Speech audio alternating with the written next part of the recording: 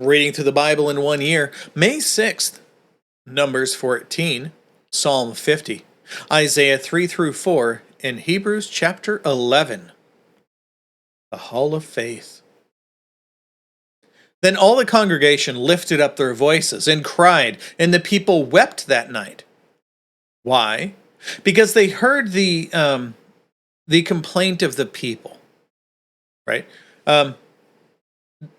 God had just told them to take the spies and send them out into the land into which they're going. So 12 men went. 2 guys, Caleb the son of Jephunneh and Joshua the son of Nun, came back and said, "Yeah, there's lots of people there, but don't worry, God will take care of us. Let's go and take over the land." But everyone else was like, "No, no, no, it's too hard for us. Yeah, they've got food and it's a great land, but what does it matter if we die before we get there?" And all of these other horrible things were said. So now the people are whining against God, again, the creator of the universe, God, that they won't be able to survive even going into the land. Let's continue on. Verse 2, and all the sons of Israel grumbled against Aaron and Moses, and the whole congregation said to them, "Would that we had died in the land of Egypt, or would that we had died in this wilderness. Why is Yahweh bringing us into this land to fall by the sword? Our wives and our little ones will become plunder. Would it not be better for us to return to Egypt?" See that line? Our wives and our little ones will become plunder. God uses this against them. Let's go. So they said to one another, "Let us appoint a leader and return to Egypt." Then Moses and Aaron fell on their faces in the presence of all the assembly of the congregation of the sons of Israel. Why? Are they begging them to stay? No. They fell on their faces, knowing full well God sees all of this, and they're afraid that God's going to wipe the people out. They had fear of God, the people did not. Verse 6, and Joshua the son of Nun and Caleb the son of Jephunneh, of those who had spied out the land, tore their clothing. And they spoke to all the congregation of the sons of Israel, saying, "The land which we passed through to spy out is an exceedingly good land. If Yahweh is pleased with us, then he will bring us into this land and give it to us, a land which flows with milk and honey. But as for you, only do not rebel against Yahweh, and do not fear the people of the land, for they are our bread. Their protection has been removed from them, and Yahweh is with us. Do not fear them." But all the congregation said to stone them with stones. Then the glory of Yahweh appeared in the tent of meeting to all the sons of Israel. And Yahweh said to Moses, "How long will this people spurn me? And how long will they not believe in me, despite all the signs which I have done in their midst? I will strike them with pestilence and dispossess them, and I will make you into a greater nation and mightier than they." But Yahweh said to Moses, "Then the Egyptians will hear of it.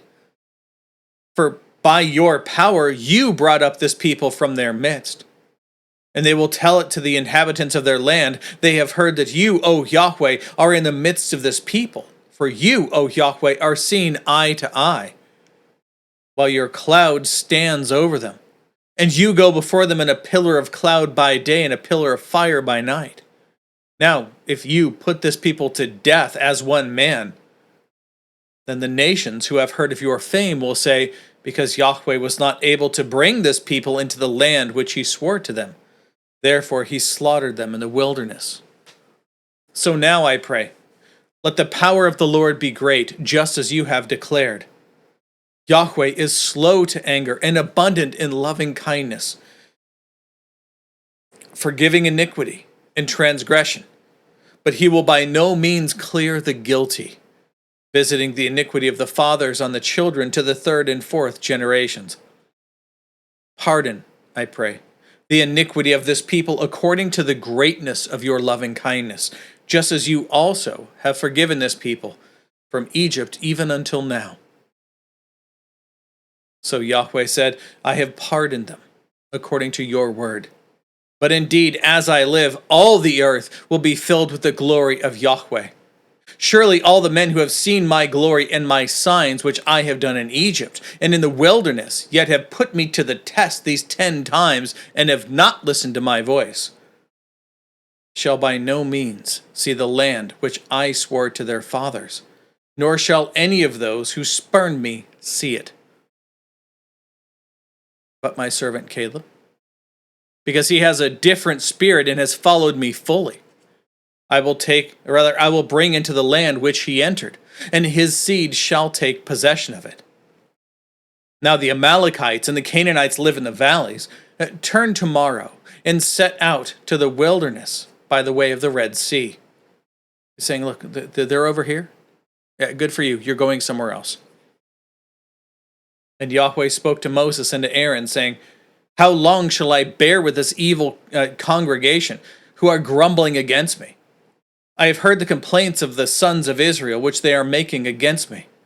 Say to them, as I live, declares Yahweh, just as you have spoken in my hearing, so I will surely do to you. Your corpses will fall in this wilderness. That's what they were afraid of, right? They were afraid that they were going to die and that their children are going to be taken away in the land that they were going to. So he says, okay, that's what you want. Don't worry about it. I'll do that for you. Your corpses will fall in this wilderness. Even all your numbered men, all that 600,000 army, yeah, all of them are going to die here in the wilderness. According to your complete number from 20 years old and upward who have grumbled against me. Basically all of the adults. All of them are going to die. Surely you have not come into the land in which I swore, starting over, surely you shall not come into the land in which I swore to make you dwell, except Caleb the son of Jephunneh and Joshua the son of Nun.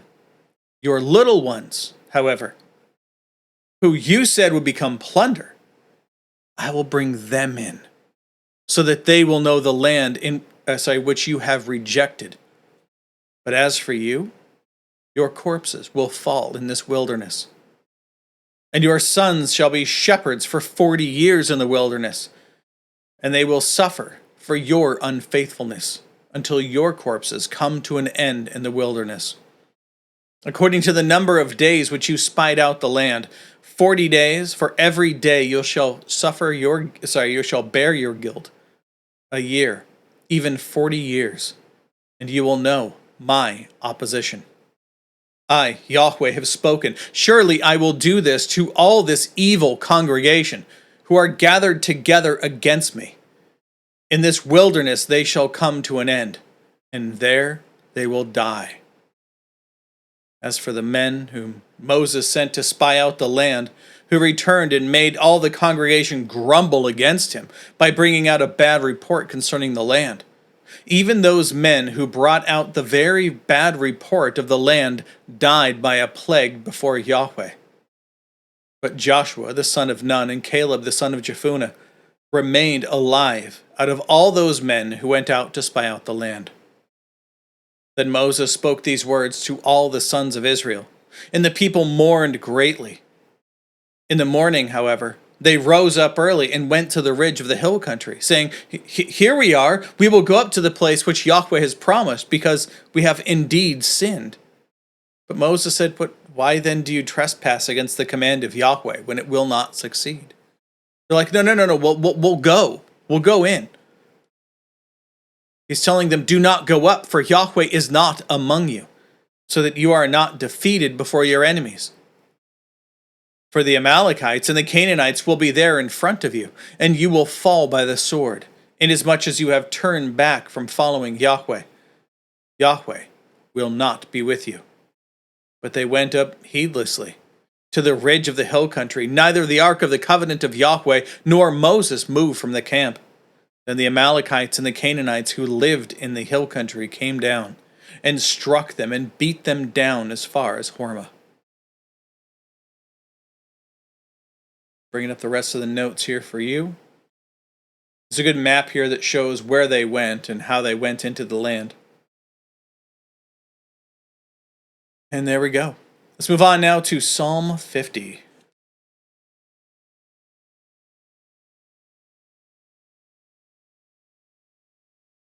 The Mighty One, God, Yahweh, has spoken, and called the earth from the rising of the sun to its setting. Out of Zion, the perfection of beauty, God has shone forth.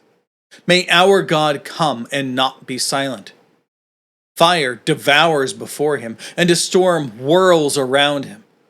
He calls the heavens above and the earth to render justice to his people. Gather my holy ones to me, those who have cut a covenant with me by sacrifice. And the heavens declare his righteousness, for God himself is judge. Selah. Hear, O my people, and I will speak. O Israel, I will testify against you. I am God, your God. I do not reprove you for your sacrifices, and your burnt offerings are continually before me. I shall take no young bull out of your house, nor male goats out of your folds. For every beast of the forest is mine, the cattle on 1,000 hills. I know every bird of the mountains, and everything that moves in the field is mine. If I were hungry, I would not tell you. For the world is mine, as well as its fullness. Shall I eat the flesh of bulls, or drink the blood of male goats? Offer to God a sacrifice of thanksgiving, and pay your vows to the Most High. Call upon me in the day of distress. I shall rescue you, and you will glorify me. But to the wicked, God says, what right have you to recount my statutes, and to take my covenant into your mouth? For you hate discipline. And if you for you hate discipline, and you cast my words behind you. When you see a thief, you are pleased with him, and you associate with adulterers. You let your mouth loose in evil, and you harness your tongue for deceit.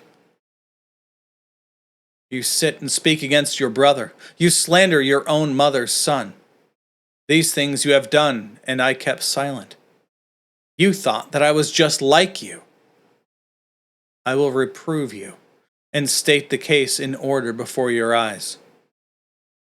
Now, consider this, you who forget God, lest I tear you to pieces, and there be none to deliver.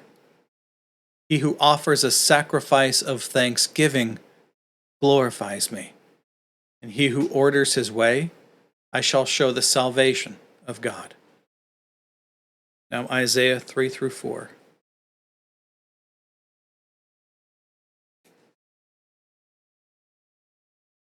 For behold, the Lord, Yahweh of hosts, is going to remove from Jerusalem and Judah both supply and support, the whole supply of bread and the whole supply of water, the mighty man and the man of war, the judge and the prophet, the diviner and the elder, the commoner of 50 and the commander of 50 and the highly respected man, the counselor and the wise craftsman, and the experienced enchanter. And I will make young men their princes, and capricious children will rule over them, and the people will be oppressed, each one by another, and each one by his neighbor. The youth will overwhelm the elder, and the dishonorable against the honorable. When a man grasps his brother in his father's house, saying, "You have a cloak, you shall be our ruler," and these ruins will be under your hand. He will protest on that day, saying, I will not be your healer. For in my house there is neither bread nor cloak. You should not appoint me ruler of this people, or of the people. For Jerusalem has stumbled and Judah has fallen, because their tongue and their deeds are against Yahweh, to rebel against his glorious presence. The expression of their faces answers against them, and they declare their sin like Sodom.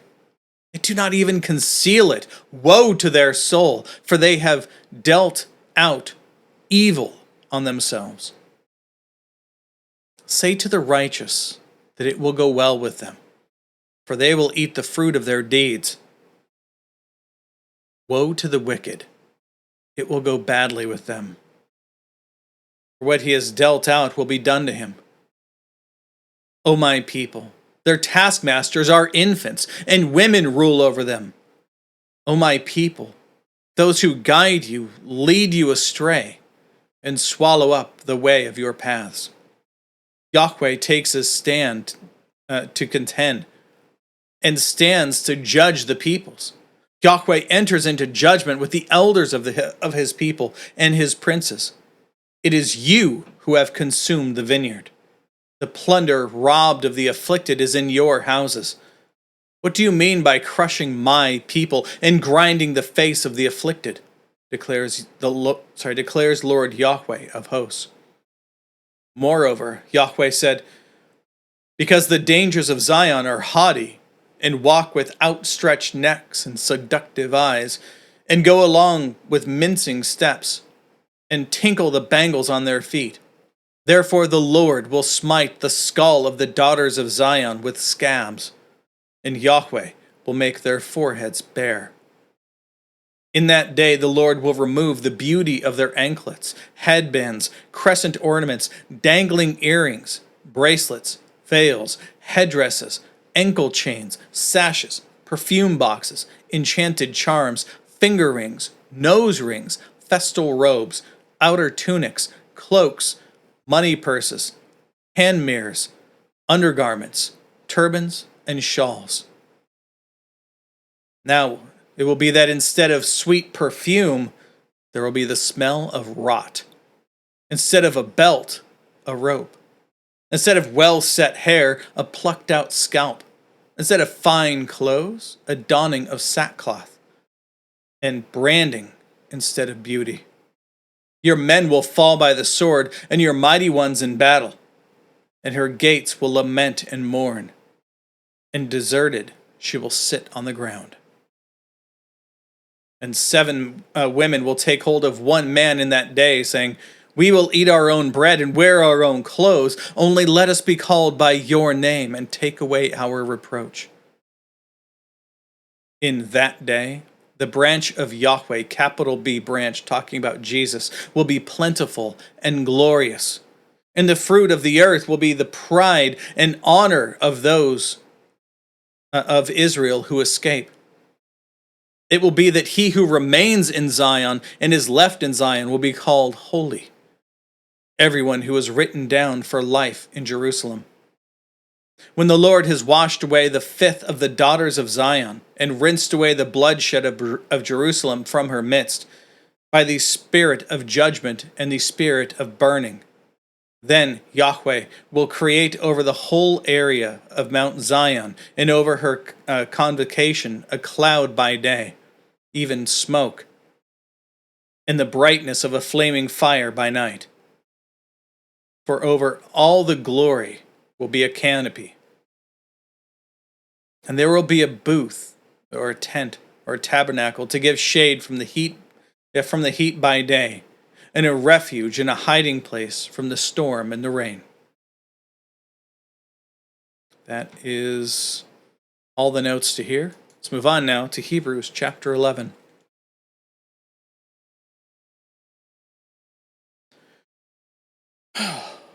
Okay, so now we're in what's called the Hall of Faith. The big thing to note here is that as we're going to read through this, we're going to see story after story of people who have lived their lives serving God, some of which we already know from reading the text, but others are still going to come.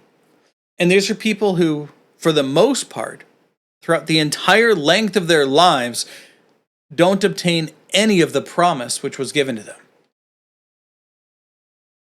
Instead, these are people who trusted in God, trusted in the promises of God, lived their lives in reflection of their trust in God and in the fear of God, letting God be the one to defend them, letting God be the one to take care of all of their financial needs, letting God be the one to take care of all of their other things that they have going on, trusting in God for all of these things. This is what God is doing, and this is what they're trusting in everything that they have. And then they die, and they don't have any of the promises that were given. Why? Because they knew that those promises were for people yet to come, a people yet to be born. And also, they knew that this was going to be for a people, for they themselves, when they enter heaven, their true rest in God. Let's begin. Verse 1. Now, faith is the assurance of things hoped for, and the convictions of things not seen. For by it, the men of old gained approval. By faith, we understood that the worlds were prepared by the word of God, so that what is seen was not made out of, so that what is seen was not made out of things which are visible. By faith, Abel offered to God a better sacrifice than Cain, through which he was approved as being righteous, God approving his gifts, and through faith, though he is dead, he still speaks. By faith, Enoch was taken up so that he would not see death, and he was not found because God took him up. For prior to being taken up, he was approved as being pleasing to God. And without faith, it is impossible to please him. For he who draws near to God must believe that he is, that God exists, and that he is a rewarder of those who seek him. Verse 7, by faith, Noah, being warned about things not yet seen, in reverence prepared an ark for the salvation of his household, by which he condemned the world, and became an heir of the righteousness which is according to faith. By faith, Abraham, when he was called, obeyed, by going out to a place which he was to receive for an inheritance. And he went out, not knowing where he was going. By faith, he sojourned in the land of promise, as in a foreign land, dwelling in tents with Isaac and Jacob, fellow heirs of the same promise. For he was looking for the city which has foundations, whose architect and builder is God. By faith, even Sarah herself received ability to conceive, even beyond the proper time of life, since she regarded him faithful who had promised. Who promised? It was God. Therefore, there were born even of one man, and him as good as dead, at that, as many as the stars of heaven in number, and innumerable as the sand which is by the seashore. All of these people died in faith without receiving the promises, but having seen them and welcomed them from a distance, and having confessed that they were strangers and exiles on the earth. That's how we are to see the world around us. This isn't all there is for us. We are not of this world. This is temporary. Verse 14. For those who say such things make it clear they are seeking a country of their own. And indeed, if they had been remembering that country from which they went out, they would have had an opportunity to return. But now they aspire to a better country, that is, a heavenly one. Therefore, God is not ashamed to be called their God, for he prepared a city for them. By faith, Abraham, when he was tested, offered up Isaac, and he who had received the promises was offering up his only son. Remember, he had two sons, but this is the son of promise, to whom it was said, in Isaac your seed shall be called. He considered that God was able to raise people even from the dead, from which, figuratively speaking, he also received him back. By faith, Isaac blessed Jacob and Esau, even regarding things to come. By faith, Jacob, as he was dying, blessed each of the sons of Joseph and worshipped, leaning on top of his staff. By faith, Joseph, when he was dying, made mention of the exodus of the sons of Israel and gave commands concerning his bones. By faith, Moses, when he was born, was hidden for 3 months by his parents, because they saw he was a beautiful child and they were not afraid of the king's edict. By faith, Moses, when he had grown up, refused to be called the son of Pharaoh's daughter, choosing rather to be mistreated with the people of God than to enjoy the passing pleasures of sin. Regarding the reproach of Christ, greater riches than the treasures of Egypt, for he was looking to the reward. By faith he left Egypt, not fearing the rage of the king, for he endured as seeing him who was unseen. By faith he kept the Passover and the sprinkling of the blood, so that he who destroyed the firstborn would not touch them. By faith they passed through the Red Sea as though they were passing through on dry land. And the Egyptians, when they attempted it, were drowned. By faith the walls of Jericho fell down after they had been encircled for 7 days.